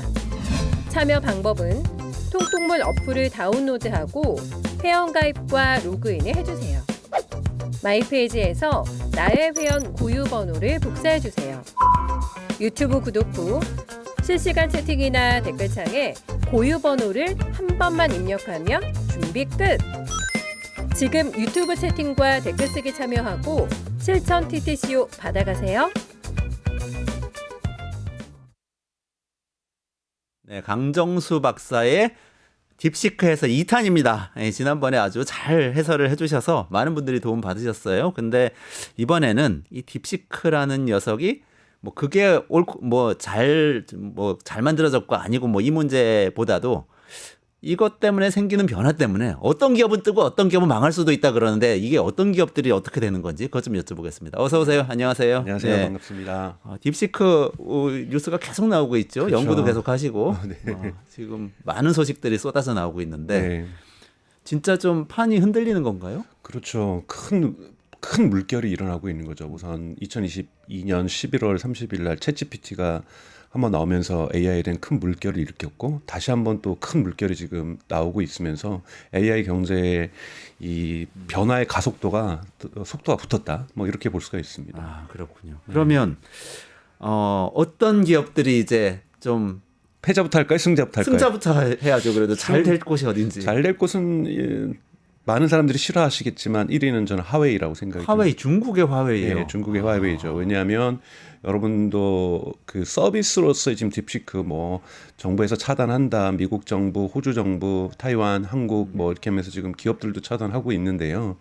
이 서비스로서의 이 딥시크가 중국에서 지금 호스팅되고 있는데 여기에 쓰이는 칩이 하웨이 칩입니다. 아, 뭐 H800이다, A100이다 막 이런 이거는 얘기 막 연습할 때 쓰는데. 만들 때 한 거고요. 서비스는 하웨이를 쓰고 있고요. 중국 정부가 딥시크뿐만이 아니라 중국에 있는 모든 스타트업들에게 이거를 운영할 때는 하웨이를 써라라는 지침을 내렸거든요. 그래서 왜냐하면 여러분이 이 중국이 이제 반도체 굴기를 하면서 반도체 독립을 꾀하고 있잖아요. 물론 원에서 하는 것도 있지만 또 미국에서 수출도 제약을 하고 있으니까 반도체를 개발을 해야 되는 거잖아요. 메모리 부분은 지금 한국을 DDR5라든지 이런 데서 많이 쫓아오고 있지만 시스템 반도체, 특히 SoC라고 하는 또는 AI 칩이라는 부분에서는 많이 뒤쳐져 있는데요. 이런 부분에서 중국이 이거의 수용처를 찾게 되면은 규모의 경제가 발생할 수가 있잖아요. 그리고 예를 들자면 제가 지난번에도 말씀드렸는데 테무처럼 전 세계에 확산되는 것처럼 만약에 아프리카의 케냐라든지 나이지리아에서도 AI 강국되고 싶을 거 아니에요. 네. AI 전환하고 싶은데 네, 네. H100 구할 수도 없고 엔비디아 칩 너무 비싸고 한국도 지금 국가 프로젝트 해가지고 뭐 2만 개, 12,000개 구하겠다, 2만 개 구해야 된다 뭐 이런 논쟁하고 있는데 거기에도 지금 엄청난 돈이 들어가잖아요. 네, 네, 네. 그렇게 되면 중국 정부가 우리가 차관 빌려줄게. 그 차관으로 하웨이 칩 깔고 데이터 센터 만들고 거기에 딥시크 돌려. 뭐 그리고 딥시크는 다운로드 받아서 돌리니까 너네 뭐 정보 보안 이슈도 없을 거야. 이렇게 제안하면 브라질도 그렇고 인도네시아도 그렇고 태국도 그렇고 한번 고려해 볼 만 하잖아요. 네네네. 이렇게 되면은 전 세계적으로 하웨이의 반도체 시장이 확대가 됩니다. 이렇게 되면 이 어센드 칩이 지금 현재 어센드 910C라는 칩이 있는데 이것이 미국에 있는 텀스 하드웨어라고 반도체 전문 미디어인데요. 여기서 평가하는 것은 A100과 H100 중간쯤에 있다라고 얘기를 하고 있거든요. 그러니까 많이 쫓아온 거예요. 그러네요. 근데 이제 수율이 좋지 않습니다. 수율이라는 건 이제 100개를 만들면은 몇 개를 쓸 수 있느냐. 그러니까 수율을 가능하면은 높게 만드는 게 좋은데 심지어는 수율이 50도 안 된다. 뭐 이런 말이 있거든요. 잠깐만요. 좀 잘 처음 보시는 분을 위해서 엔비디아에 H100이 있고 지금 네. 뭐 이거 학습할 때 딥시크 학습할 때 썼다는 건 H800이 또 있었고 그다음에 네. A100이라는 게 있고 이렇게 네, 이거 좀 있잖아요. 정리를 해드리면 여러분이 얘기하는 후퍼라고 하는 거죠. 대단히 좋은 것이 H100, H200 뭐 이렇게 있는 것이 우리가 말하는 AI 반도체고요. 가장 지금 현재는 성능이 좋습니다. 아직 블랙엘이 나오지 않았으니까요. 근데 이제 바이든 정부에서 중국에 수출할 때는 그렇게 좋은 칩 수출하지 말아라. 그렇게 하니까 H800이라는 걸 또 만들었어요. H100까지가 그러면 수출 규제 대상이고. 네, 그래서 H800이라는 걸 만들었고 그것도 너무 세다. 그것도 너무 좋다. 네네. 그래서 H20이라는 걸 만들었고 점점 떨어지는 거죠. 성능은. 네. 그리고 이제 후퍼라는 세대가 나오기 전에 훨씬 오래 전에 나왔던 것이 A 시리즈예요. 네네. 그러니까 A 시리즈는 훨씬 더 후퍼보다 후퍼 H20이나 H800보다 더 떨어지는. 근데 이제 A100을 많이 갖고 있고 A100도 갖고 있다는 것도 대단한 거지만 이거는 이제 딥시크가 중국에 대한 규제가 있기 전에 A100을 많이 사서 10,000개를 갖고 있다고 얘기를 하거든요. 딥시크라는 회사 자체가. 그렇기 때문에 이 계속해서 규제가 들어오고 있는데 그러니까 지금에서 가장 고성능은 H100이나 H200이라고 볼 수가 있어요. 여기에 50% 수준에 도달했다라고 톰스 하드웨어라는 미디어에서는 보도를 하고 있습니다. 화웨이가 거기에 50%에 도달했다. 50%에 도달했다. 근데 수율은 좋지 않다. 수율이 좋지 않으면은 그거는 생산성이 좋지 않다는 거잖아요. 물건 2개 만들었는데 하나는 못 쓴다는 거잖아요. 그러면은 그거는 중국이 정부가 보조금을 줘서 해결을 해주고 있는 거죠. 근데 이것이 점점 커지고 나름대로 하웨이의 칩이 발전하기 위해서는 결국은 시장이 커져야 되는 거잖아요. 시장이 커져야 남는 이윤도 생기는 거고 이걸 가지고 R&D를 내서 더 발전시키는 건데 중국 내수 시장만 바라봤었는데 이제 딥시크랑 페어링을 해서 짝짓기를 해서 궁합을 맞춰가지고 글로벌 시장을 만들어내겠죠. 이런 부분에서 하웨이의 성장 가능성이 분명하게 존재하고 있습니다. 근데 이거는 미국의 심기를 건드리겠죠. 그렇겠네요. 대단히 지정학적 갈등이 중국에만 제한됐던 것이 중국이 이걸 통해서 제가 이제 주장하는 건 AI 실크로드다. AI 실크로드 또는 AI 1대1로다. 이렇게 AI 1대1로 그로처럼 이 하웨이를 중심으로 세계를 뻗쳐나가는 거죠. 그러니까 딱 연결이 되네요. 그러니까 중국이 1대1로라는 전략 펴면서 아까 말씀하셨던 저개발국 아프리카나 뭐 동남아 저개발국에다가 대규모 차관을 제공한 다음에 그 나라의 금광이나 이런 데 투자할 수 있는 권리, 채굴할 수 있는 권리를 받아오면서 또 자기네 장비를 대거 팔면서 이걸 여러 나라들하고 관계를 맺는데 썼잖아요. 네. 거기에 굉장히 서방에서는 되게 불편하게, 특히 미국에서 불편하게 생각을 그거를 했었고. 딥시크하고 하웨이 반도칩을 할 수 있다는 거죠. 그걸로 할 수 있다는 그러면 데이터 거네요. 센터를 줘줄 수 있잖아요. 아. 그런 나라에도 데이터 센터가 필요한 상태잖아요. 네. 근데 지금 엔비디아 칩은 비싸기도 하고 없기도 하고 워낙 수요가 크다 보니까 미국에서 소비하기에 바쁘니까 네. 그러다 보니까 하웨이가 생산해서 그 시장을 열릴 수 있다. 이런 부분에서 저는 가장 큰 승자는 하웨이다. 하웨이다. 이것이 더 기분 나쁘다. 미국 입장에서는. 그럼 중국은 어쨌든 딥시크 자체보다도 네. 훨씬 더 넓은 범위의 수혜를 입을 수도 있겠네요. 그렇죠. 여러분 딥시크는 스스로가 이윤을 창출하지 않겠다. 우리는 계속해서 오픈 소스로 제공하겠다. 이렇게 얘기하고 있고 서비스로서 딥시크 중국에 호스팅되고 또 무료잖아요. 이런 부분에서 딥시크는 돈을 벌 수 있는 게 없어요, 별로. 그런데 사실은 흔히 말하는 보안제, 경제학에서 보안제라고 하죠. 네네. 딥시크에 딱 맞는 보안제는 하웨이 칩이 들어갈 수가 있는 거죠. 이런 하웨이. 부분에서 승자의 1위는 저는 하웨이라고 저는 생각합니다. 그렇군요. 네. 다음 승자는 누굽니까? 다음 승자는 이제 마이크로소프트 애저라든지 구글 클라우드라든지 아마존 AWS 같이 데이터 센터들이죠. 데이터 센터들에서 이제 너도 나도 큰 기업들, 작은 기업들, 은행들, 백화점들 뭐 이런 대형 기업들뿐만 아니라 중소기업들도 우리도 AI 써야 되겠다.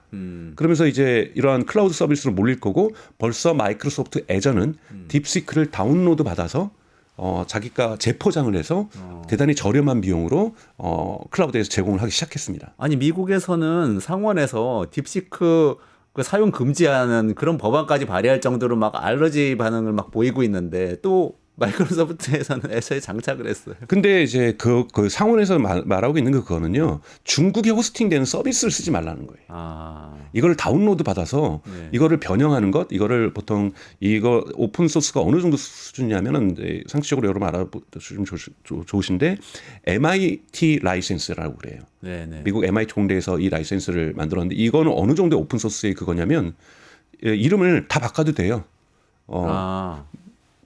뭐 강정수 GPT, 이원재 GPT 이렇게 이름 다 바꿔도 되고요. 여기 내용을 수정도 해도 돼요. 딥시크가 MIT 라이센스. 라이센스 수준으로 공개를 한 겁니다. 그러면은 딥시크를 다운로드 받아서 내가 그냥 이거는 이원재 GPT입니다 하고 시장에 다시 내놔도 된다고. 아무 문제 없어요. 바꿔서. 문제는 없고 맨 밑에 그 사용 약관 같은데 작은 글씨로 처음 제작은 딥시크가 했습니다는 표기해야 돼요. 근데 그걸 크게 포기할 필요도 없어요. 그럼 굉장히 오픈돼 있는 거네요. 그래서 벌써 마이크로소프트 애저도 했고요. 요즘 퍼플렉시티라는 여러분 검색 서비스에서도 네네네. 딥시크를 했어요. 그래서 이틀 전에 퍼플렉시티 CEO가 한번 어떻게 우리가 바꿨는지 한번 보여주겠다 그러면서 퍼플렉시티에다가 타이완은 어떤 나라입니까라고 얘기했더니 독립국가입니다라고 답변을 해주는 거예요. 근데 딥시크 서비스로서의 딥시크 중국에 호스팅할 데 가서 타이완을 물어보면은 중국의 일부입니다라고 답변을 하거든요. 그러니까 충분히 정말 이걸 포스트 트레이닝이라고 하는데요. 네네. 사후 학습이라고 하는데 충분히 변형을 시켜가지고 중국의 천안문 문제라든지 뭐 시진핑에 대한 비판이라든지 그런 검열 문제 없이 딥시크를 쓸 수가 있습니다. 그러다 보니 이런 것을 다운로드 받아서 저렴하게 지금 제공해 줄 수가 있는 거잖아요. 그러다 보니까 가격이 낮아지는 거니까 마이크로소프트 애저나 아마존 AWS나 구글 클라우드에 많은 기업들이 AI 쓰는 비용이 그래도 부담스러웠는데 네네. 이젠 부담스럽지 않게 나오는 거잖아요. 예를 들면 한국도 벌써 리튼이라는 지금 10대, 20대들이 대단히 많이 쓰는 이 서비스도 지금 딥시크를 적용을 했거든요. 그러니까 장문하고 이런 거 도와주는. 네, 그래서 AI죠. 검색도 되고 거기서 딥시크를 적용을 했어요 이미. 네. 그런데 거기 같은 경우에는 사실 투자금을 많이 받아서 무료로 소비자들에게 제공을 해준 거거든요. 네. 무료로 제공을 해주는데 지금까지는 투자금을 다 그거 거기다 쓴 거잖아요. 왜냐하면 오픈 AI한테 돈 내는. 오픈 AI에게 돈 내고 클로드에게 돈 내고 제미나에게 돈을 냈는데 이제는 딥시크 쪽으로 가게 되면은 그 돈 내는 부담이 줄어들겠죠. 왜냐하면 여러분 오픈 AI를 10대 20대들이 그 리튼 이용자들이 70%거든요. 네. $20씩 낸다는 건 그들에겐 부담스럽거든요. 부담스럽죠. 그거. 근데 리튼을 쓰는 이유가 무료기 때문에 쓰는 거거든요. 근데 거기 무료를 어떻게 하느냐? 투자금 받은 걸로 쓰고 있었던 거거든요. 출혈하고 이건 있었던 뭐냐면요. 수많은 AI 서비스들이 대단히 저렴한 된다는 비용으로 서비스를 내놓을 수가 있다는 겁니다. 아니 그러면 두 번째 승자는 그 애저나 네. 그러니까 또 구글 같은 데도 네, 구글 클라우드라든지. 구글 클라우드 같은 데도 해당이 되는 거죠. 네, 구글 클라우드, 아마존 AWS 우리가 이걸 요즘 전문 용어로는 하이퍼스케일러라고 얘기를 하는데요. 하이퍼스케일러가 저는 두 번째 승자들이고 세 번째는 전반적인 이런 AI 서비스 하는 애플리케이션 만드는 업체들이 대단히 저렴한 비용으로 대단히 공세적으로 나올 것이다. 리튼 같은 데가 그런 거죠. 그렇죠. 대표적인 거고 앞으로 계속 쏟아지는 거고 제가 속해 있는 회사만 해도 딥시크를 적용을 하려고 하고 있는데 그러면 이 비용도 낮아지고 또 하나는 뭐냐면 더 코어에서 저희 블루닷 AI라는 블루닷에서. 회사. 네네네. 그런데 이러다 보니까 이 자본주의 경쟁이 좋은 거잖아요. 오픈 AI가 가격을 내렸어요. 엄청 내렸어요? 네. API 가격을 엄청 내렸고요. 지금 이제 딥시크에서 나오는 것이 R1이라는 추론 모델인데 오픈 AI는 O1이 있었는데 O3를 갖다가 좀 일찍 조기에 지난주에 공개를 했습니다. 네네. 그런데 가격을 엄청 내렸어요. 그러니까 너무 좋아지는 거죠. 이렇게 가격 경쟁이 붙어버리는 것 이런 것들이 이제 딥시크가 지금 만들어내고 있는 거죠. 근데 딥시크는 API 연결하면 유료로 쓰지만 다운받아 가지고 자체 개발 조금 튜닝해 가지고 쓰는 거는 다 무료로 쓸 수 있다는 그렇죠. 얘기잖아요. 그렇죠. 호스팅에서 쓰는 건 호스팅 비용만 나오고. 오픈AI는 지금 그렇게까지는 안 해주는 거죠. 안 하죠. 그렇게 그래도, 해주는 데는 지금 딥시크가 유일하고요. 라마 같은 경우에 대기업은 할 수가 없고, 그 메타가 만든 겁니다. 인스타그램에. 네네. 그리고 또 하나는 변형을 할 수가 없어요. 그러니까 기술 문서 자체가 없으니까 기술 문서를 공개하지 않았으니까 변형하려고 또 오래 걸리는 라마도 거죠. 변형은 못 하나요? 변형을 할 수 있는데 오래 걸려요. 왜냐하면 기술 문서가 없으니까 네. 그걸 뜯어봐야 되고 그것의 기능을 좀 어떻게 해서 이걸 고칠 수 있는지를 알 수가 없잖아요. 근데 딥시크는 그 기술 문서가 다 공개되어 있기 때문에 변형을 할 수가 있는 거죠. 쉽게. 그럼 그 애플리케이션 기업들이 그렇게 변형하면서 자유롭게 쓸 수 있다고 그러면 우리나라에 사실은 카카오나 네이버 같은 데도 그렇게 활용할 수 있는 거 아니에요? 바로 그렇습니다. 그래서 소비자들과 접점이 이미 있는 이런 테크 기업들한테는 대단히 이롭죠. 그러니까 그 AI 서비스를 갖다가 좀 더 속도감 있게 볼륨감 있게 내놓을 수가 있는 거고 네네네. 그래서 네이버 같은 경우에도 이미 딥시크의 기술 문서를 통해서 여러분이 오픈 소스를 쓰는 것도 중요하지만 그 기술 문서에서 그들이 이뤄놨던 기술적 성취가 있어요. 성과가 있어요. 네네네. 예를 들자라면은 강화 학습에 휴먼 피드백을 항상 썼었는데 휴먼 피드백 없이 AI가 AI를 스스로 교육할 수 있게끔 이런 부분의 방정식까지도 공개를 했거든요. 함수까지. 그러면 네이버 같은 경우는 그걸 응용해서 이렇게 하면 되는구나. 우리 클로바 X에도 한번 적용해 봐야 되겠구나. 네. 그러면 클로바 X의 발전 속도도 빨라지는 거고 비용도 낮아질 수 있는 거죠. 그런 부분에서 기여를 했다라는 거죠. 네. 그래서 네이버는 이미 딥시크의 기술 문서를 다 분석을 하고 이것을 클로바 X에 지금 적용하고 있다는 얘기를 하고 있는 거고요. 카카오 같은 경우에는 딥시크를 쓰기에는 모르겠어요. 조금 창피했는지. 오픈 AI랑 이제 하기로 한 샘 거잖아요. 알트만을 만났잖아요. 네, 그래서 만나서 비싼 돈을 쓰고 오픈 AI를 쓰기로 한 거고 원래는 또 자체 모델을 개발하려다가 포기를 했었고 네네. 그 다음에 이제 메타의 라마를 적용하려고 또 노력을 했었거든요. 여기 지난 1년 동안 사실은 그걸 작업을 했는데 별로 성과를 내놓지 못하고 급해진 거죠 마음이 왜? 다양한 리튼이라든 다양한 서비스 업체들이 치고 나올 수가 있는 거거든요. 이제 비용이 큰 부담이 안 되니까 치고 나올 수 있으니까 빨리 뭔가 그러네요. 시장에 리액션을 해줘야 되겠다고 하니까 그렇다고 딥시크 쓰자니 좀 모르겠고 그러니까 오픈 AI를 돈 주고라도 지금 카카오는 돈이 많으니까 쓰겠다라고 지금 나오고 있는 거죠. 그러면 네이버 카카오도 승자인가요?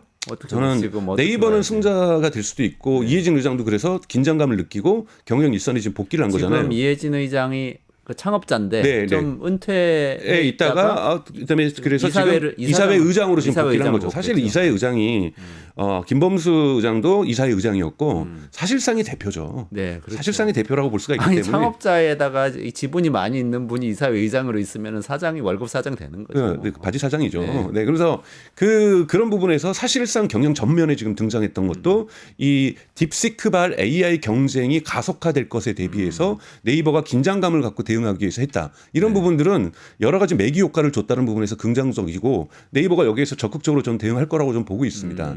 근데 카카오는 대단히 사실은 좀 실망스러웠죠. 지난 1, 2년간 아무런 무소식, 희소식도 아닌데 그냥 무소식으로 있었던 이 거잖아요. 판에서는 무소식은 나쁜 소식이죠. 네, 그래서 그런 부분에서 카카오도 긴장하게 됐다. 뭐 이런 부분에서 승자라고 볼 수는 없지만 긴장해서 적극적으로 움직인다라는 부분에서는 뭐 좋게 평가할 수 있습니다. 그럼 여기까지가 승자입니까? 뭐 카카오부터 패자로 넘어가. 그렇죠. 패자는 패자 뭐 승자들이야 이제 계속해서 등장하겠죠. 네네. 사실은 이 기술을 이용해서 나타나는 기업들이 많을 테니까요. 사실 어떤 서프라이즈가 나올지는 모르겠고요. 근데 패자는 이제 가장 중요한 건 오픈 AI죠. 오픈 AI요. 예, 예. 아. 패자는 왜냐하면 이 여러 측면에서 볼 수 있는데요. 우선 뭐 재정적인 측면에서는 지난번에 2차 이 투자자들을 모집할 때는 줄을 세웠어요. 오픈 AI가 우리 경쟁사에 투자 안 한 기업에게만 투자를 받겠다. 네. 투자의 조건을 제시하고 뭐 예를 들면 10명이 줄 섰는데 5명까지만 우리한테 투자해. 이런 식으로 줄을 세웠는데 지금 이제는 전 세계를 돌아다니면서 투자처를 찾고 있거든요. 아. 좀 궁색해진 거죠. 그러니까 가장 앞서가는 기업이었고 브랜드 가치도 높았고 이용자들도 많았었는데 지금도 그런 상태는 유지하고 있지만 얘네가 제일 잘한다라는 것 자체가 기스가 난 거잖아요. 네, 그렇죠. 이런 부분에서 오픈 AI 같은 경우에는 앞으로 투자받기도 흔히 말하는 투자의 내러티브가 약해진 거죠. 그러네요. 제일 앞서가고 있었는데 네. 물론 지금 제일 앞서가고 있는 거 맞아요. 딥시크에서는 아론을 냈지만 이번에 거기는 아론하고 동급인 오원보다 더 진화된 O3를 냈으니까요. 네. 그리고 뭐 딥 리서치를 내놓는다든지 앞서가는 건 맞거든요. 근데 딥시크도 좀 있으면 저는 R2, R3 내놓을 거라고 보고 있어요. 네. 그러니까 이제 비슷한 경쟁을 해야만 하는 이런 상황이 놀린 거, 그러니까 몰렸다라는 거고요. 그리고 전 세계가 다 오픈 AI를 썼었어야 되는데 딥시크를 쓰는 나라들도 분명히 생길 거라는 거고요. 네, 네. 그러니까 그걸 다운로드 받아서 이런 부분에서 경쟁이 분명히 생겼고 또 가격도 낮춰야 되잖아요. 네. 그럼 이윤율도 떨어질 거예요. 가뜩이나 지금 손실이 큰데 네. 지금 아직 손익분기점 도달하려면 한참 멀었거든요. 네. 이런 상황에서 가격까지 내려야 되니 네. 본인들에게는 경제적으로 부담일 거고요. 가장 중요한 건 도덕적인 상처입니다. 왜 도덕적인 상처가 오죠? 오픈 AI를 처음 만들 때 만드는 창업 정신이 뭐였어요? 우리가 구글이라든지 일부 대기업 빅테크들이 AI라는 인류에게 대단히 중요한 기술을 특정 기업이 만드는 것은 문제가 있을 수 있다. 아. 그래서 네네. 우리는 만들어서 이걸 오픈 소스로 풀기 위해서 아. 이름도 오픈 AI로 그래서 만들겠다. 오픈 AI구나. 그래서 인류의 번영에 우리는 도덕적으로 기여하겠다. 그래서 인재들을 모았어요. 네. 그래서 오픈 AI를 나갔지만 지금은 갈등 속에서 일리아 슈츠케버는 그 정신에 동의해서 온단 말이에요.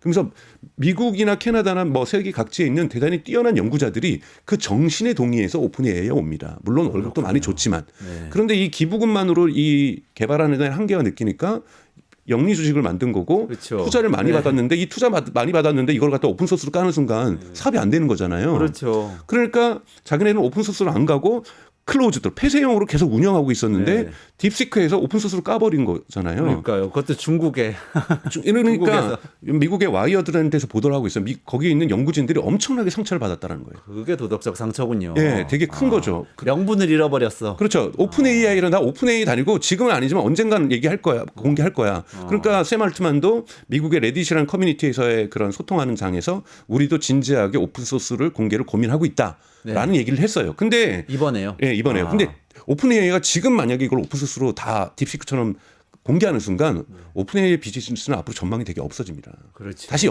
비영리 조직으로 가야 돼요. 기부금 받고 해야 되는데 딥시크는 자기네들은 매출을 하나도 생각하지 않는다고 얘기를 하잖아요. 그렇죠. 우리가 그 하이어플라이라고 하는 헤지펀드에서 하이플라이어. 하이플라이에서 헤지펀드에서 번 돈으로 우리는 가지 네. 딥시크는 돈 벌 생각 1도 없다고 그러니까 얘기를 하는 입장이 거죠. 달라요. 그죠. 그리고 양원평이 대단한 인물이에요. 딥시크 CEO가 뭐라 그랬냐면은 미국은 이 AI 부분에서 창조적이고 선도 국가다. 그리고 우리 중국은 AI 기술에서는 모방 국가고 후발 국가다. 근데 이 모방 국가가 창조 국가, 선도 국가가 되기 위해서는 기술에 대한 투자도 많이 해야 되지만 도덕적 존경심이 대단히 중요하다. 네. 기술자 생태계에서. 대단하다. 그러면서 자신들의 얘기가- 딥시크에 있는 개발자들한테 여러분들에게 제가 월급도 충분히 주겠지만 도덕적 존경심을 받게 하겠다. 딥시크에서 일했다라는 것이 여러분들의 영광이 되게 하겠다. 그러니까 오픈 소스 전략이 또 그거하고 딱 맞아떨어지는 맞는 거죠. 인류에게 기여를 해주고 있는 거잖아요. 그러니까요. 그러니까 이런 부분에서 사람들이 막 뽐뿌할 거 아니에요. 그렇죠. 미국 사람들, 미국 엔지니어도 이거 다운로드 받아서 공짜로 쓰세요. 이렇게 얘기하는 그러면서 거죠. 지금 퍼플렉스티 갖다 쓰세요. 네, 이러는 퍽스도 거죠. 있고 한국도 지금 갖다 쓰고 있고 전 세계가 갖다 쓰고 있고 지금 벌써 1000여 개의 변형 모델이 나오고 있어요. 이거는 중국이 미국한테 정말 핵펀치를 한 방 먹인 거네요. 그렇죠. 명분까지, 도덕적 명분까지. 도덕적 명분에서 오픈 AI 그래서 저는 패자가 오픈 AI라는 거예요. 물론 그렇다고 해서 오픈 AI가 패자라고 해서 기업이 망한다는 뜻은 아니에요.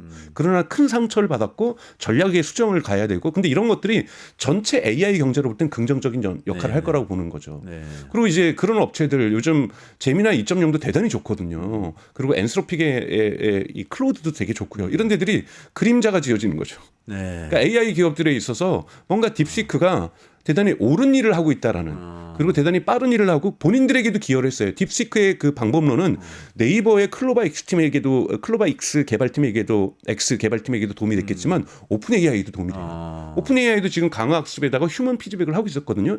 이 비용이 되게 높은 거고 이것 때문에 비용 아끼려고 케냐에다가 월 시간당 $2 주면서 노동을 막 시켰던 거잖아요. 이걸 이제 안 해도 되는 거잖아요. 그렇죠. 이런 거는 구글에게도 도움이 되고 엔트로피에게도 기업도 도움이 되는데 이걸 하는 과학자들과 연구자들이 얼마나 자존심이 상하겠어요. 그렇죠.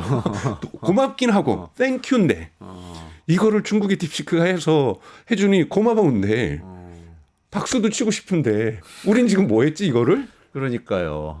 그러니까 이런 부분에서 아마 상처를 받을 건데 이 방법론을 또한 확산시킬 수 있기 때문에 우리가 경제학에서 얘기하는 긍정의 외부 효과가 있는 거죠. 네. 긍정의 외부 효과에 의해서 AI 발전은 더욱더 가속화될 거다. 이게 딥시크가 기여했던 바라는 거죠. 그러면 마지막으로 네. 엔비디아, 삼성전자, 하이닉스 이쪽은 승자입니까 패자입니까? 그러면 한국 아직 기업들부터 얘기 안 얘기할까요? 네네. 저는 하이닉스 같은 경우에는 이번에 이제 샘 알트만이 찾아왔잖아요. 스타게이트 프로젝트에 자기네 맞춤형 반도체 ASIC이라는 반도체를 만들 건데 거기에 맞는 HBM을 만들어 달라. 그러면 SK 하이닉스에서는 why not? 그래서 그걸 위해서 보통 우리가 큰 회사에 납품을 하기 위해서는 큰 회사 지분을 좀 살 때가 있잖아요. 네네. 거기 700조가 넘게 든다는데 뭐 1조 정도는 내고서 우호적인 관계를 맺고 우리 거를 납품을 받겠다라면 우리는 뭐 시장을 확대한다는 데서 SK 하이닉스로 볼 때는 아직 좀 시간은 남아 있지만 네. 나쁠 건 없다. 근데 삼성 입장에서는 우리도 SK 하이닉스처럼 고객사 그러니까 우리 네네. 그러니까 삼성이 을인 거고 거기가 갑이 되는 거죠. 그렇죠. 갑의 지분을 좀 갖고 납품을 안정적으로 할 수 있다라면 네. 와이 나실 수 있지만 삼성은 지금 HBM을 못 만들고 있잖아요. 네. 최신 버전은 못 만들고 네, 있죠. 최신 버전을 못 만들고 있는데 뭐 납품 계획을 그러니까 삼성은 그걸 만약에 투자를 하게 되면 욕을 먹을 거예요 투자자들한테. 너네 HBM이라 잘해. HBM도 못 만들면서 미래의 고객에게 그 740조가 들어간다는데 74조를 해도 10% 홍보, 7조 해봤자 1%밖에 안 되잖아요. 그 어마어마한 7조면 차라리 그 중에 7조 중에 3조를 HBM R&D 비용에 더 써. 그래서 엔비디아 퀄테스트나 통과하고 보자. 그렇죠. 뭐 이렇게, 이렇게 나오기 때문에 사실은 큰 의미가 없다라고 보고요. 엔비디아는 이제 당장에 있어서는 보면은 이제 뭐 장기적으로는 AI 경제가 커지니까 뭐 도움이 되겠죠. 도움이 될 거라고 저도 봐요. 그런데 단기적으로는 지정학적 갈등이 되게 강화될 거라는 거죠. 아까 계속 말씀하셨던 AI 실크로드.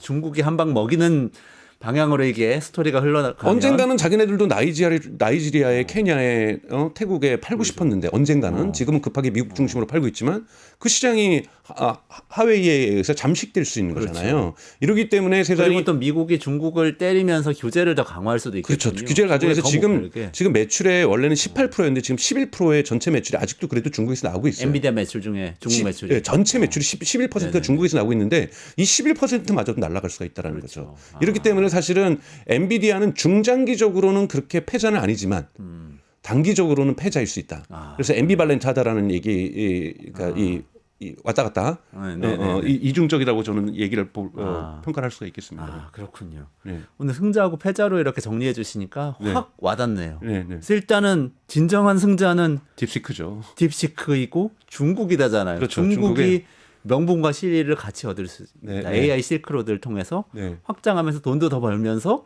우리는 오픈소스 하면서 미국보다 훨씬 더 우월한 엔지니어들을 더 위하는 이런 네. 문화를 만들어가고 있어요라고 얘기할 수 그렇죠. 있는 AI 경제의 가격 허들을 낮추고 낮추고.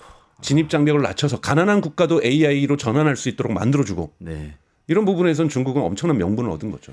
다음번에 오시면은 강 박사님 우리나라가 어떻게 해야지 그런 명분과 실리 얻을 수 있는지 그것도 좀 말씀해 주시면 좋겠습니다. 그래도 네이버가 뭔가 해볼 수 있는 계기가 됐다고 말씀 주셔서 좀 희망이 생겼는데 다음번에 그거 좀 깊이 있게 말씀 부탁드리겠습니다. 오늘 네. 강정수 박사하고 딥시크 이후에 승자와 패자 짚어봤고요.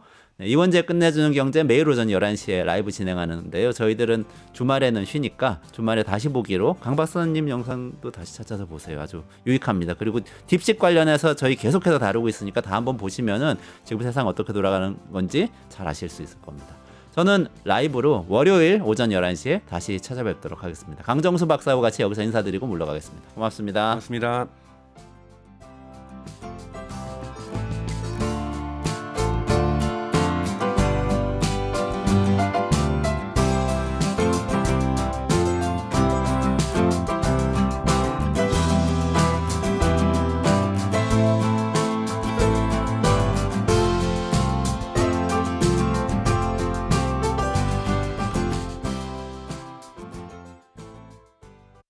유튜브 구독하고 실시간 채팅과 댓글을 남기시면 매일매일 7,000 TTCO를 드립니다.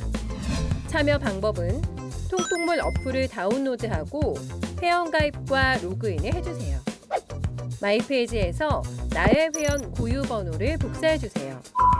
유튜브 구독 후 실시간 채팅이나 댓글창에 고유 번호를 한 번만 입력하면 준비 끝! 지금 유튜브 채팅과 댓글 쓰기 참여하고 실천 TTCO 받아가세요.